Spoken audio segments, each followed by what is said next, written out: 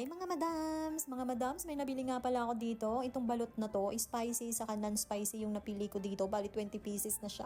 Kahit sa Orange App pala mga madams, may mabibili ka na rin mga balot. Sa Pampanga ito nabili ko na tong balot na to, spicy saka non-spicy. Paulit-ulit, chars. Eto na nga mga madams, susubukan na natin kung talagang ano bang lasa ng balot na ito na nabibili sa online.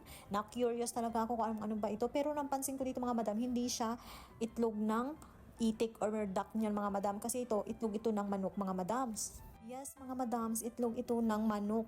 Parang organic siya. Yan kasi tingnan yung mga brown. Parang niluto na nila ito tapos iluluto na lang natin siya dito ng ilang minuto. Bali 10 minutes ko lang nga ito niluto dito mga madams. Tapos yan, ready na to eat na mga madams. So titikman na natin kung masarap siya, kung ano ba yung lasa niya.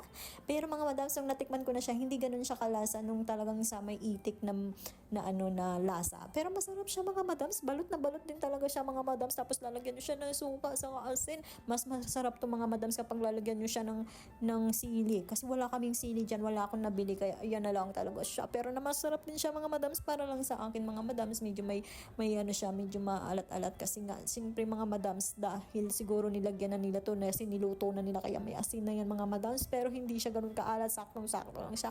Napakasarap niyan. O, siya na. Kaya kung mahilig talaga kay mga madams sa balot, naku, try nyo na ito. Kasi naman napakamura lang pala nito. Kaya try nyo na mga madams. Thank you for watching.